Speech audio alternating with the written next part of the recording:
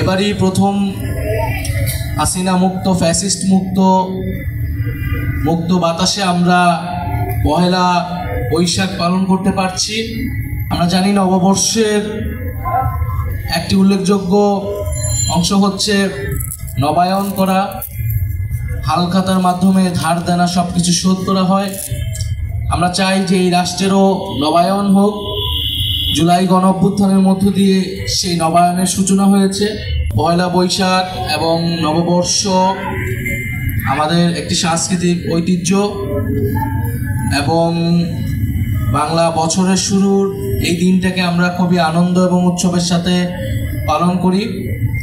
এবারই প্রথম হাসিনা মুক্ত ফ্যাসিস্ট মুক্ত বাতাসে আমরা পহেলা বৈশাখ পালন করতে পারছি। আমরা দেখেছি বিগত সময়গুলোকে অন্য সব কিছুর মতো পহেলা বৈশাখকেও একটি সাংস্কৃতিক দলীয় হাতিয়ারে পরিণত করেছিল বিগত রেজিম।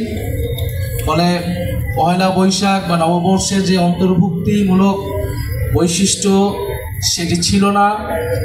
আমরা আশা করব আমাদের এবারের পহেলা বৈশাখ এবং সামনের দিনগুলোতে পহেলা বৈশাখ এবং নববর্ষ জনগণের উৎসব হিসেবে আমাদের যে জাতীয় ঐতিহ্য সেই ঐতিহ্য ধারণ করে পালিত হচ্ছে এবং হবে।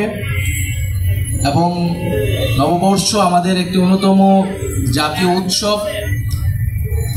বাংলাদেশে বাঙালি এবং বাঙালি মুসলমানেরা তাদের যে সংস্কৃতি, ধর্ম, কৃষ্টি, কালচার, তাদের কৃষিভিত্তিক অর্থনীতি সব কিছুর সাথেই এই বৈশাখ এবং নববর্ষের ইতিহাস জড়িত।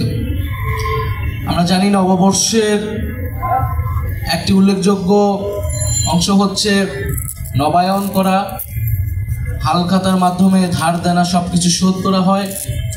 আমরা চাই যে এই রাষ্ট্রেরও নবায়ন হোক। জুলাই গণঅভ্যুত্থানের মধ্য দিয়ে সেই নবায়নের সূচনা হয়েছে এবং এই জুলাই বিপ্লব আমাদেরকে নতুন রাষ্ট্রের, নতুন বাংলাদেশের আকাঙ্ক্ষা আমাদের ভিতরে তৈরি করেছে। যদি সেই নবায়ন তৈরি না হয়, রাষ্ট্র যদি গুণগত মৌলিক পরিবর্তনের মধ্য দিয়ে না যায়, যদি একই রাষ্ট্র কাঠামো থেকে যায়, তাহলে আসলে আমাদের যে জুলাই বিপ্লব সেই বিপ্লব ব্যর্থ হবে। জাতীয় নাগরিক পার্টি তার জায়গা থেকে বিচার, সংস্কার এবং গণপরিষদ নির্বাচনের এজেন্ডা সামনে নিয়ে এগোচ্ছে এবং দ্রুত সময়ের মধ্যে আসলে আমরা এই বিচার এবং সংস্কার কার্যক্রম দেখতে চাই। আমরা বিচার এবং সংস্কারের রোডম্যাপ চেয়েছি সরকারের কাছে। বিচার সংস্কারের মধ্য দিয়ে আমরা গণপরিষদ এবং আইনসভার নির্বাচন দিকে এগোতে চাই। ফলে আমরা মনে করি এই কার্যক্রমের মধ্য দিয়ে আমাদের জাতিগত নবায়ন সম্ভব, সেই নবায়নের ভিত্তিপ্রস্তর স্থাপন করা সম্ভব।